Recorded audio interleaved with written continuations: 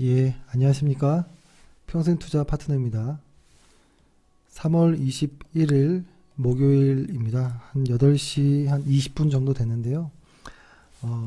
오늘 방송할 내용은 시황을 좀 해보고, 시장 이야기를 해보고, 그 다음에 오늘 질문이 좀 유독 많았는데요. 뭐, 세력이라든지, 공매도, 혹은 뭐, 작전, 뭐, 이런 내용들, 이런 단어들, 에 대한서 좀 질문들이 많았는데요.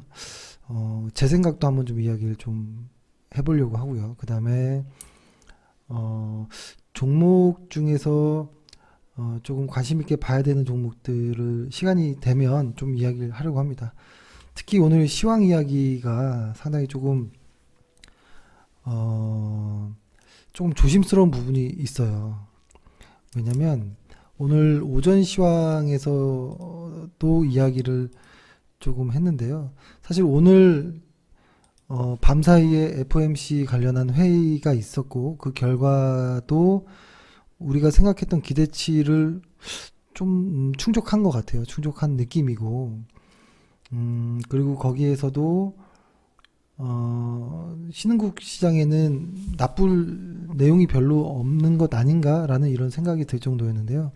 그것보다도 오늘 SK 하이닉스와 삼성전자의 어떤 홀로 단독으로 이게 질주하는 이런 모습들까지도 좀 이야기를 하고 싶은데, 오늘은 말을 상당히 좀 아끼고 겸손해야겠다라는 생각을 좀 합니다. 왜냐면 이게 보면 지금은 코덱스 레버리지를 좀 펴서 보는 건데요. 오늘 그래도 거래량이 현물에서도 좀 들어오고 그리고 선물은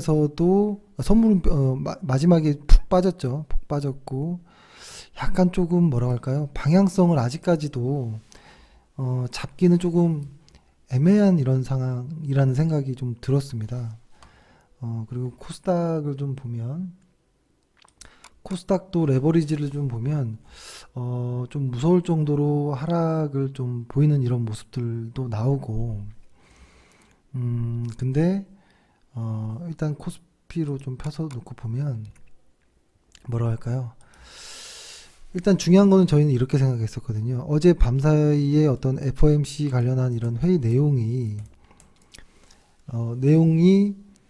예를 들어서 우리는 1을 생각했는데 이 FOMC 회의 내용이 뭐 한 1.2 정도 나왔다라고 하면 상당히 기대치 이상의 것이 나와서 시장은 좋게 반응할 가능성이 높다라는 생각을 했었거든요.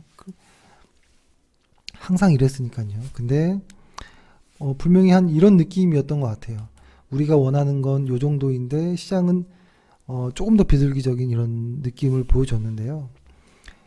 그럼에도 밤 사이에 S&P 500이라든지 다우가 상승을 못했거든요. 그 내용이 어떤 경제 성장률에 대한 하향 조정이라든지 미국과 중국의 아직 협상되지 않은 이런 내용들에 대한 우려들인 것 같은데요.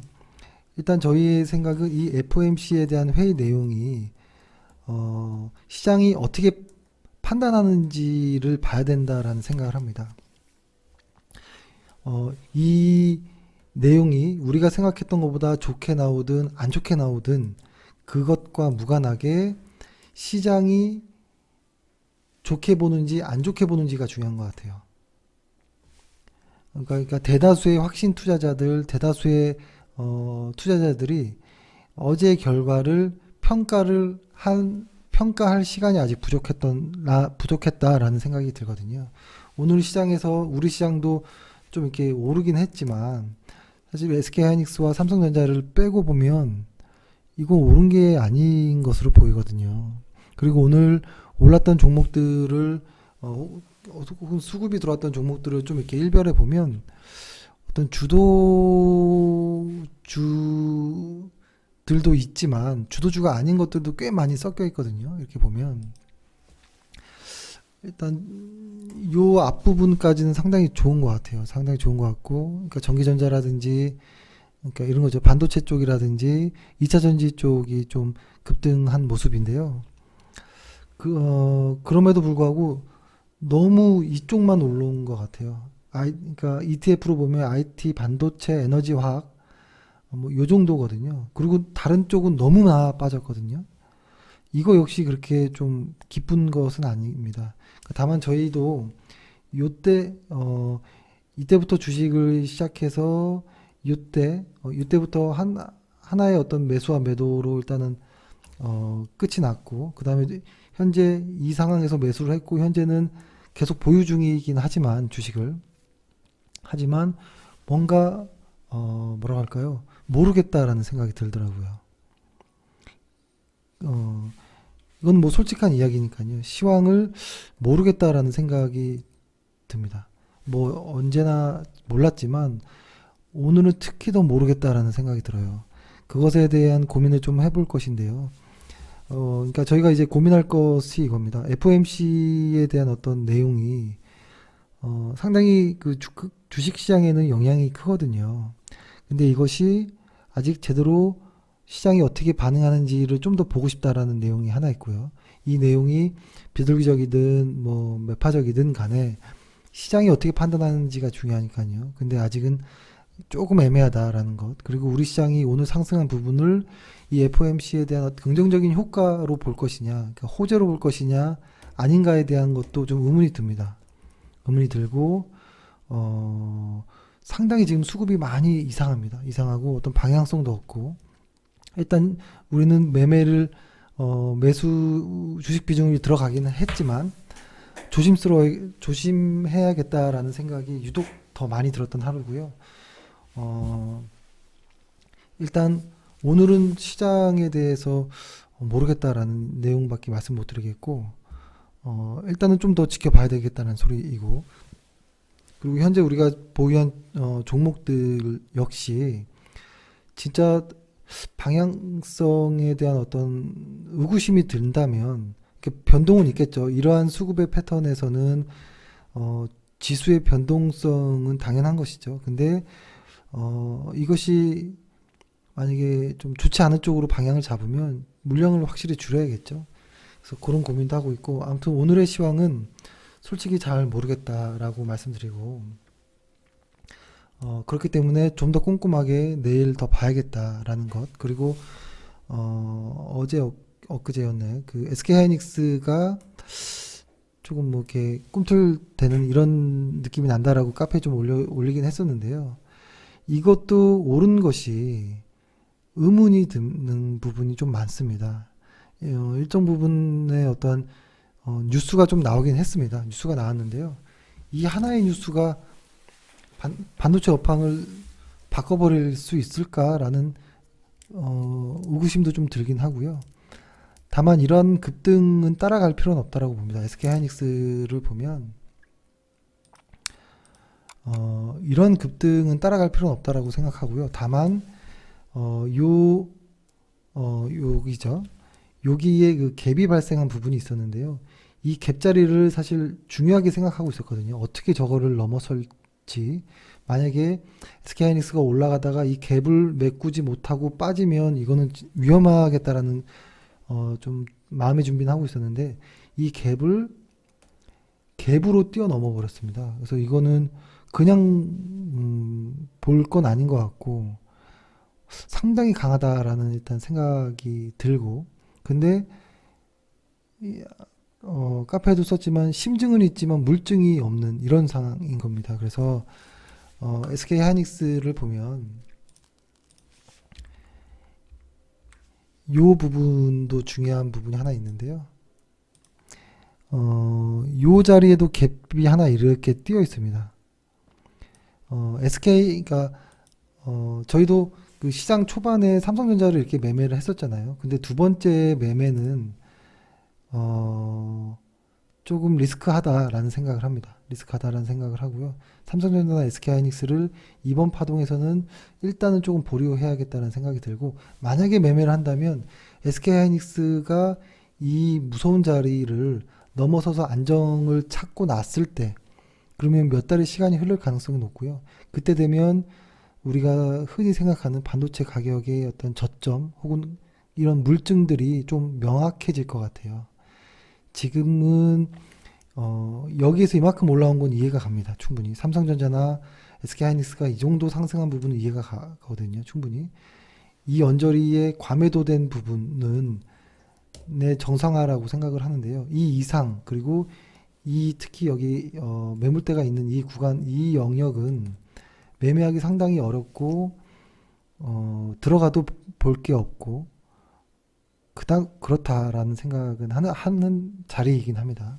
그래서 이 종목이 그렇다면 반도체가 쭉쭉 뻗어나갈 수 있을까라는 이런 고민도 하고 아무튼 그렇습니다. 그래서 오늘 뭐 2차 전지주들이 오른 것들 그리고 반도체 일부 종목들이 오른 것에 대한 것은 조금 더 명확해지는 어떤 생각의 정리가 되면 다시 한번 방송을 통해서 말씀드리고요. 일단 이번에 요 부분에 대한 저희가 생각하는 요 언저리에 대한 요 언저리에 대한 부분은 매수하지 않겠다라는 생각을 하고는 있습니다. 이렇게 얘기를 하고 그다음에 오늘 이런 이야기를 많이 하시더라고요.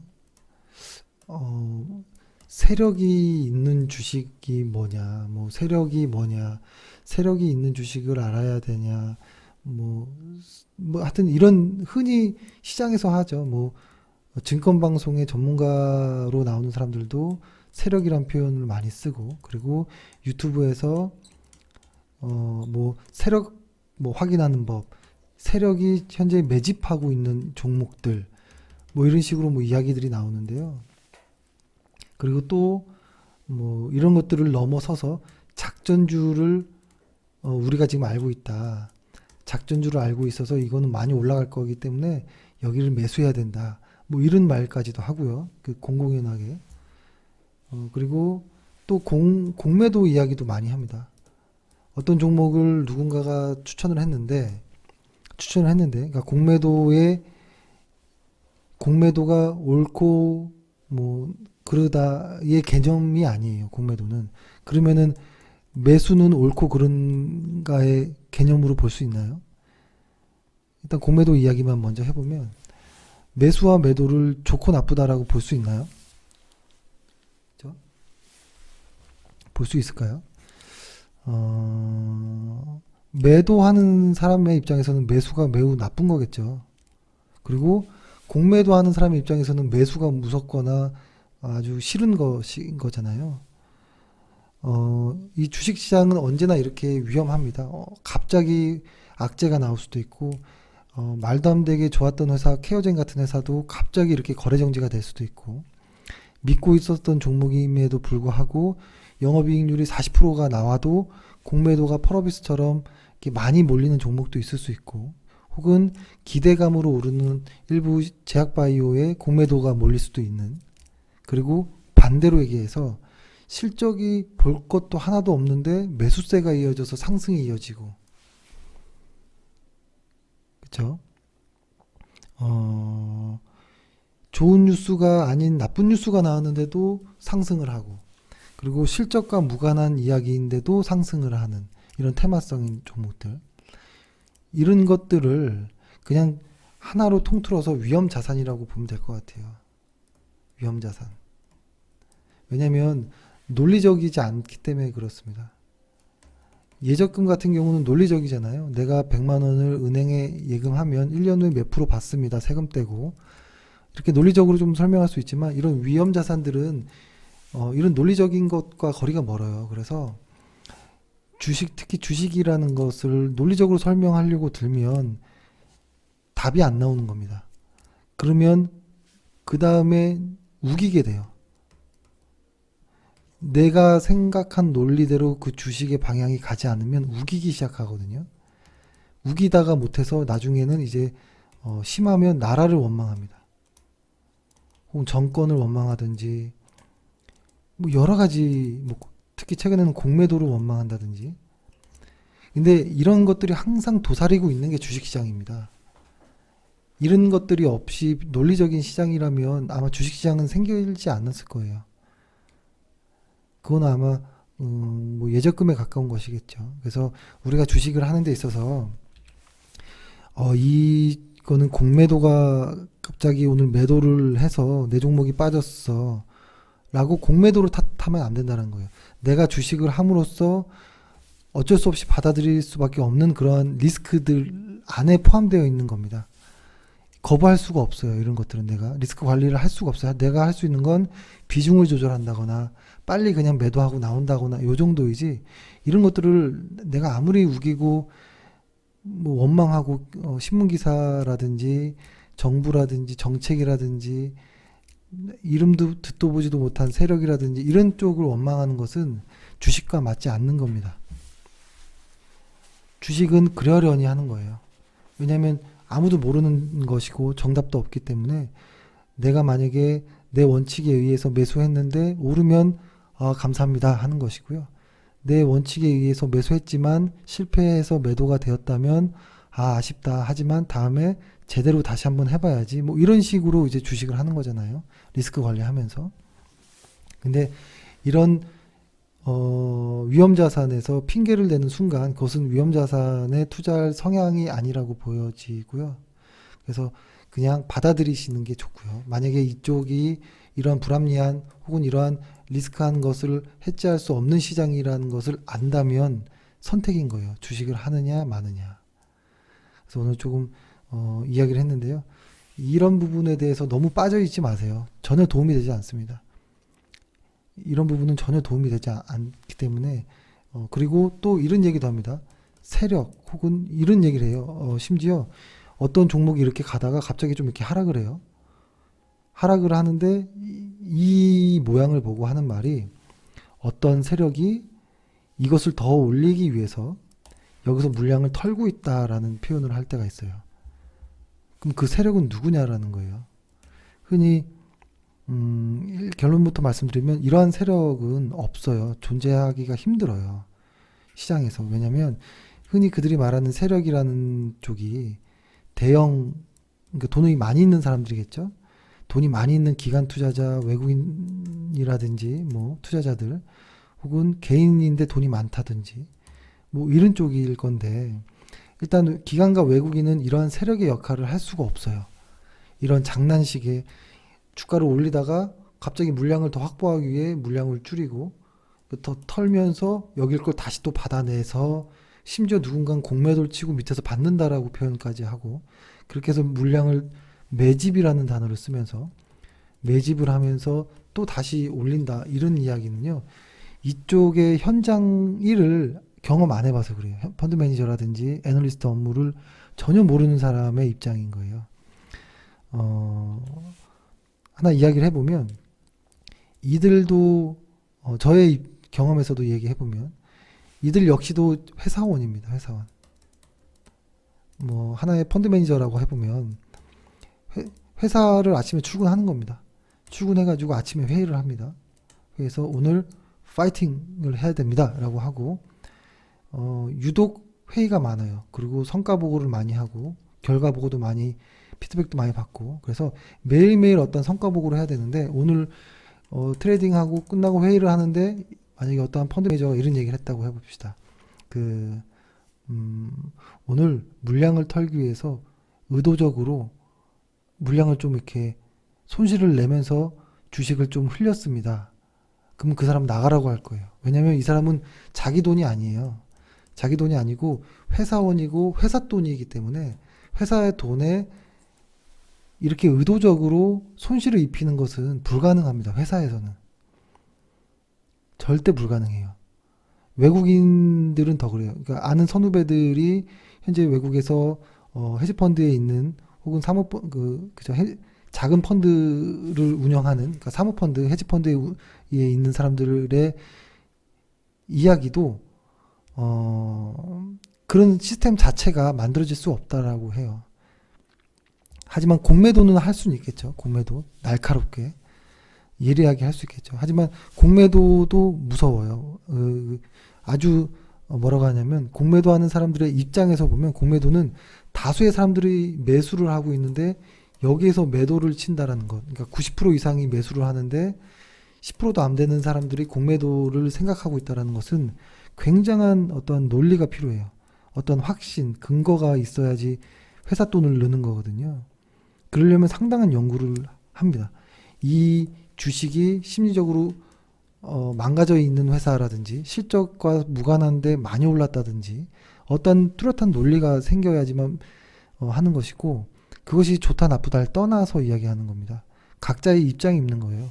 매수하는 사람들의 입장과 매도하는 사람들의 입장이 있는 것이고, 이것이 합쳐졌을 때 주식이라고 하는 것이죠. 그래서 한쪽 입장만 좋다라고 얘기하는 것은 너무 좀 아니다라는 생각을 하고요. 그래서 아까 세력 이야기를 해보면, 우리가 생각하는 세력이라고 하면 돈이 많은 사람들, 외국 기관 투자자들, 외국인과 국내 기관 투자자들은 그 환경이 그런 환경이 되지 않아요. 이 현장에서 하루라도 일해보면 알 수 있는 내용들인 거예요. 실제로 포트를 해본다든지 이랬다면 내 돈도 아닌 남의 돈을 의도적으로, 이건 완전히 신과 같은 거예요. 내가 주식을 모아 나가서 올리고 조금 흘려서 다시 물량을 쌓아서 다시 올린다라는 어떤 그 작전이 맞아 떨어지려면 이 사람은 신의 경지에 오른 사람이겠죠. 이런 사람은 없어요. 그냥 펀드 매니저라는 회사원도 아침에 일찍 출근해서 어제 손실 본 것을 만회하기 위해서 하루하루 그냥 손에 땀을 내면서 그냥 어떻게든 매도를 막 하는 그냥 회사원이에요. 대단하다고 볼 필요도 없어요. 그냥 그 사람들 로직 안에서 움직이는 회사원. 다만 그 사람들은 어떤 좀 세분화되어 있는 부분에 대한 이득은 있겠죠. 그리고 하루 종일 집중해서 보는 어떤 집중력도 있을 수 있겠고, 그렇죠? 그래서 그런 것에 대한 오해는 하지 마시고, 그렇다면 그것이 아닌 일반적인 개인 투자자들의 세력이라고 한다면 뭘까? 시세를 조정하는 사람들. 이거 거의 한 20년 전 이야기예요. 거의 20년 전 이야기고, 가끔 나오는 이런 것들이 있을 수 있거든요. 이런 거는 잡힙니다. 거의 99% 이상 잡혀요. 그리고 제가 요거를 한번 비슷하게 본 적이 있어요. 한 15년 전쯤에 아는 사람의 소개해서 너무 궁금해서 그러한 사무실, 흔히 말하는 부티크라고 하는 사무실을 찾아서 봤는데요. 이런 겁니다. 한 사람당 자기 돈, 집대출, 신용대출 해가지고 한 3억에서 5억 정도 모아가지고 이런 사람들 한 5에서 한 10명 정도가 모입니다. 그래서 컴퓨터 한 30대 정도를 놔두고 계속 작게 시장가로 매수했다 풀고 뭐 이런 거를 이렇게 막 하는데요. 사실 이것들이 예전에는 있었던 것 같기도 해요. 근데 이제는 완전히 저는 찾을 수도 없다라는 생각을 하고요. 근데 이러한 사람들의 특징을 알아야 돼요. 특징은 뭐냐면, 그렇게 소액으로 하는 사람들, 그러니까 뭐 50억 뭐 이런 돈이 소액은 아니지만 이런 사람들이 모여서 삼성전자에 대고 그런 작전을 펼 수 있을까요? 불가능합니다. 그러니까 이런 사람들은 혹시 하려고 한다면 이런 거예요. 시가총액이 매우 작은 거, 뭐 300억, 400억, 아주 작은 시가총액, 그리고 유통 물량도 많지 않아서 거래량도 적은 거. 근데 거기에 실적도 안 좋아요. 그런 회사들은 쫙 이렇게 흘러내리는 종목들인데, 그렇게 모든 게 망가져 버린 이런 회사에 무언가 조금 매수가 이루어졌을 때 들쑥들쑥한 것들, 그러니까 분위기를 어수선하게 만드는 수 있는 그러한 만만한 회사에다가 시도를 할 수 있겠죠. 그렇기 때문에 실적만 본다면 그러한 쪽의 종목에 무관할 수 있어요. 아예 당하지 않을 수 있어요. 그리고 이제는 그런 애들도 없다라는 것이 저의 현장 경험입니다. 현장 경험이고, 그리고 어떤 사람은, 오늘 한 회원이 이런 얘기도 합니다. 애널리스트들이 증권 리포트를 내는데, 그 증권 리포트를 의도적으로 내고, 매수의 의견을 내고 매도를 친다라든지 뭐 이런 내용들 있잖아요. 아주 일부 국소수의 그러한 속의 마음을 이야기할 수는 있지만요, 이 애널리스트의 입장에서는 이름 걸고 하는 것이기 때문에 기록이 계속 꼬리표처럼 나오기도 하고요. 어,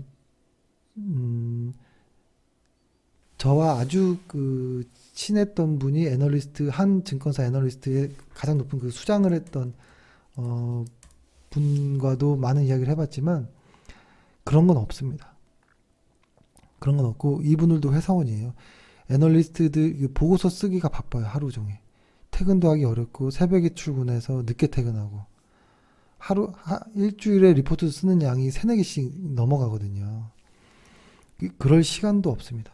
시간도 없고 그런 환경도 아니고 그래서 한간에 떠도는 이런 세력, 공모, 뭐 어떤 작전, 공매 뭐 이런 내용들은 그냥 신경 쓰지 마시고 그런 거 신경 쓸 시간에 지수를 그냥 보는 게 좋습니다. 지수의 방향 혹은 외국인의 수급의 꾸준한 방향, 추세 이런 것들이 어떨까라는 생각을 합니다. 오늘 좀 쓸모없는 이야기 같지만 저 나름대로 중요하다고 생각했던 내용이었고 그런 쪽에 매몰될 필요는 없다라는 생각을 하고 그리고 시세에 대한 이야기를 좀 해볼까 하는데요. 삼성전자를 한번 펴서 볼게요. 삼성전자를 피고 봤을 때 지금 다른 건 다 안 보고 볼린저 밴드 하나만 깔았습니다. 중심값을 120으로 한 볼린저 밴드이죠. 승수도 똑같이 2로 이렇게 한 것이고요. 제가 이것을 볼 때는 시세를 좀 볼 때 많이 봅니다. 시세가 횡보하는 것일까? 여러 가지를 보지만 그 중에 하나로서 120이라는 것도 꾸준히 많이 보는 건데요. 시세가 횡보하는 것일까, 상승하는 것일까, 하락하는 것일까를 볼 때 많이 봅니다. 여기에서 일단은 그냥 지난 거지만 한번 느낌만 봐보세요. 이쪽은 뭔가 횡보하는 느낌이 나죠. 그리고 이쪽은 누가 봐도 상승하는 느낌이 나고 그리고 이쪽은 누가 봐도 하락하는 느낌이 나잖아요. 여기에서 이제 힌트를 얻어보면 횡보할 때 볼린저 밴드 120의 어떤 모습은 볼린저 밴드 하단과 상승을 주고받는 모습들이 좀 나와요. 여기서 만약에 빠지더라도 만약에 매수로 이걸 쓴다면 한 1, 2차 추가 매수까지 고려하고서 해야겠죠. 하단 매수는. 그랬을 때 또 상단에서 닫고 하단 닫더라도 추가 매수해서 상단에서 매도했을 때 라든지 이런 부분으로 볼린저 밴드 120을 주가가 위아래로 이렇게 부딪힐 때는 횡보라고 보는 게 좋을 것 같아요. 다만 이 마디 하나하나가 꽤 큽니다. 상승률이 꽤 커요. 한번 재볼까요?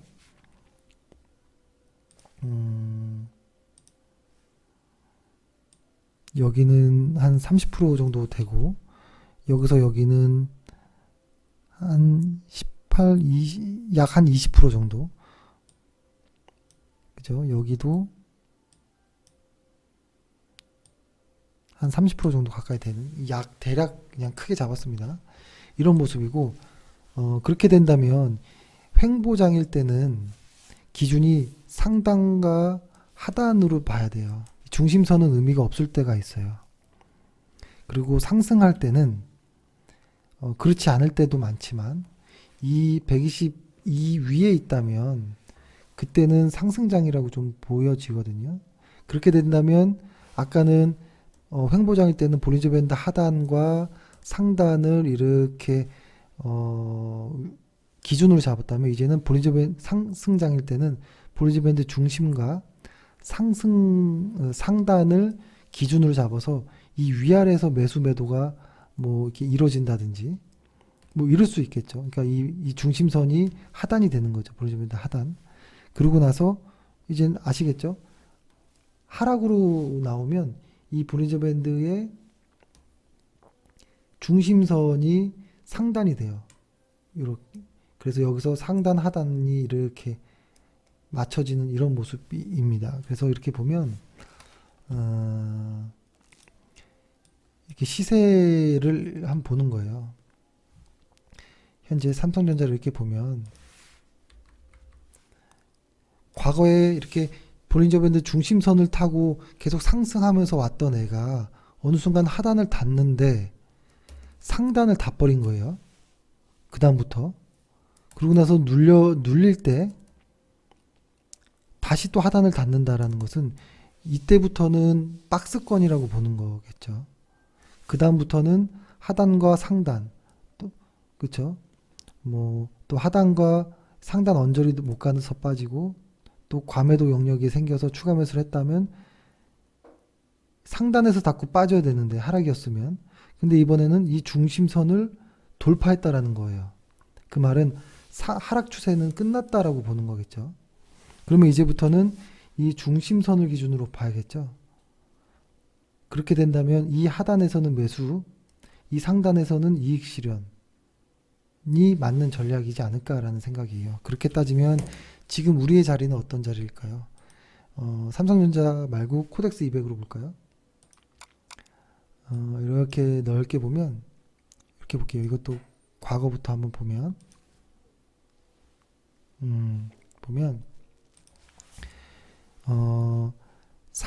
하단과 중심선을 맞추는 뭐 요런 장은 아직은 하락장이었구나로 보는 것이고, 그 다음부터는 하단과 상단을 맞으면 이건 뭐지? 라고 보다가 중심선에서 다시 반등해버리면 이때부터는 상승장이구나 로 보는 것이죠. 그러다가 이런 중심선을 깨고 내려가서 하단을 닫고 그 다음에 반등을 못하고 이 중심선에서 꺾인다면 이때부터는 하락이구나를 확실히 알 수 있는 모습이겠죠. 그리고 여기서부터는 이 하단에 왔던 게 중심선에서 깨지지 않고 이 중심선을 돌파했다면 이제는 하락 추세는 끝났다라고 보는 것이고, 그 다음에 여기서 자세하게 해볼게요. 중요하니까. 여기에서 옆으로 이렇게 해볼게요. 여기에서 만약에 볼린저 밴드가 이렇게 간다면, 그리고 이게 만약에 상승으로 이렇게 이어진다면 주가의 모습은 왔다가 이 하단에서 반등을 해서 상단 이런 식으로 올라타고 가겠죠. 이렇게 주가는, 그쵸. 이러면 상승 추세가 시작됐다라고 이야기를 할 수 있는데요. 그런데 만약에 여기서 이 볼린저 밴드 중심, 상단, 하단이라고 했을 때 이 언저리에서 깨져 내려간다면, 이 중심선 이 언저리를 깨고 내려간다면 이것은 다시 하락의 시작일 수도 있어요. 하락. 왜냐하면 이 부분처럼 과매도된 부분, 과매수된 부분으로 뚱친다면, 그죠? 그렇게 된다면 이렇게 될 수도 있습니다. 만약에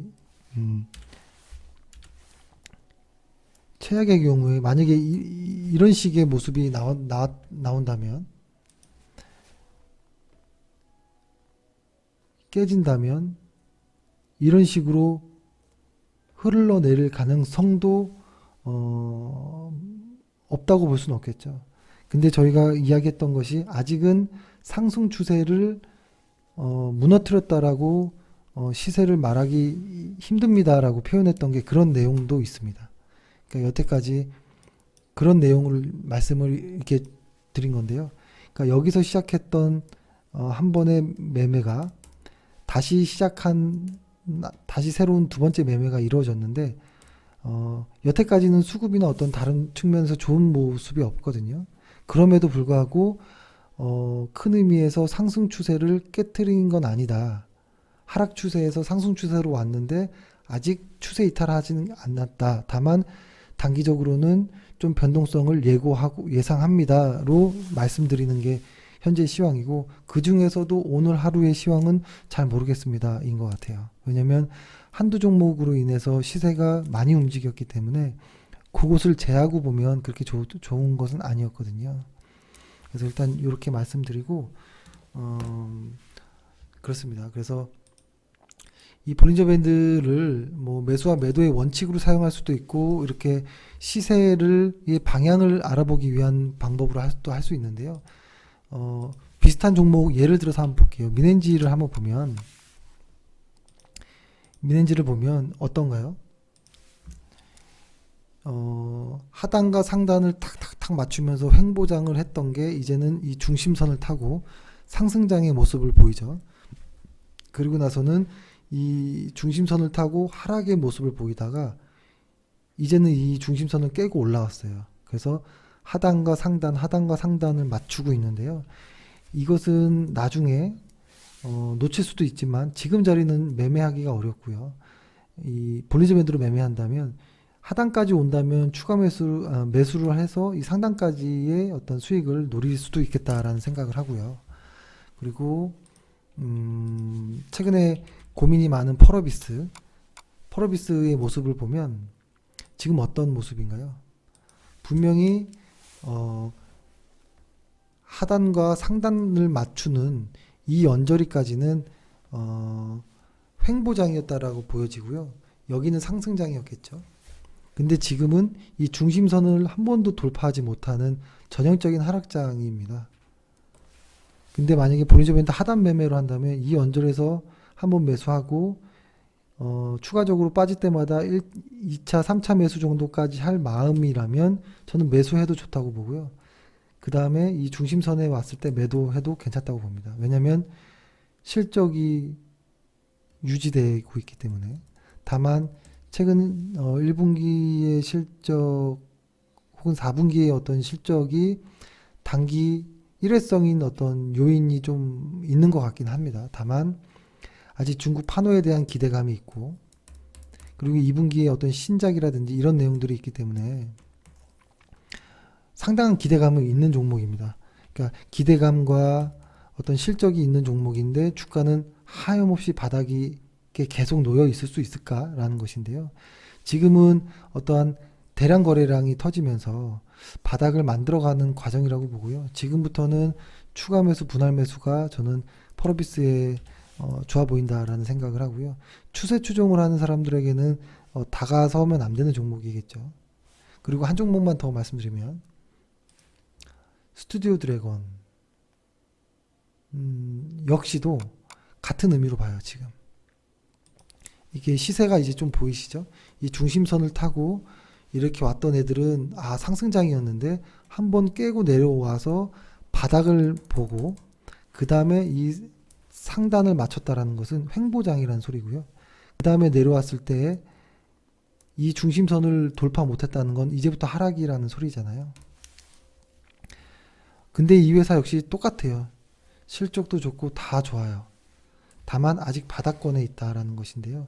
만약에 한 번만 더 이 하단 밴드에 단다면 이때는 적극적으로 매수도 좋겠다라는 생각을 하고요.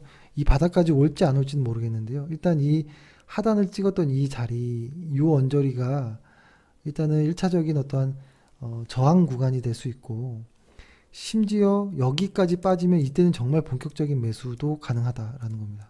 왜냐하면 실적이 우량하기 때문에 그렇습니다. 실적이 좋은 회사라도 일시적으로 안 좋은 모습이 나올 때가 있습니다. 예를 들어 보면 리노공업 같은 회사도 그래요. 꾸준히 우량한 종목임에도 불구하고 왔다 갔다 하면서 오릅니다. 이렇게 길게 보면은 상승 추세를 타다가도 한동안 횡보를 하고요. 다시 횡보를 하는 모습이 또 한참 이어지고 하단 상단 계속 만들어지죠. 그리고 다시 중심선에서 상단으로 추세 매매 어떤 상하단 매매가 이루어지고 한번 깨지고 과매도가 나왔잖아요. 여기서 하지만 너무 훌륭한 회사이다 보니 시장과 함께 빠졌던 이 과한 매도는 벌써 다 메꿔버리는 이런 모습들이 나오죠. 이것과 비슷한 것이 또 있었죠. 저희도 힘들었던 하나머티리얼즈.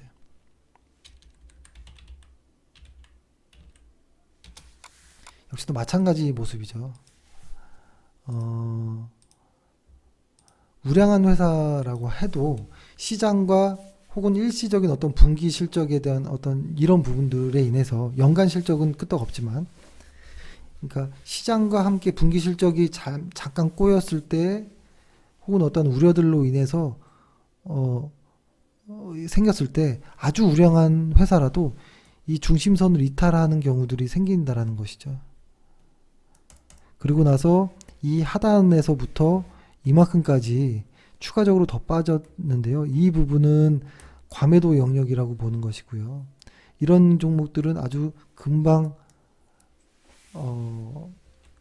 원래 자리로 찾아오죠.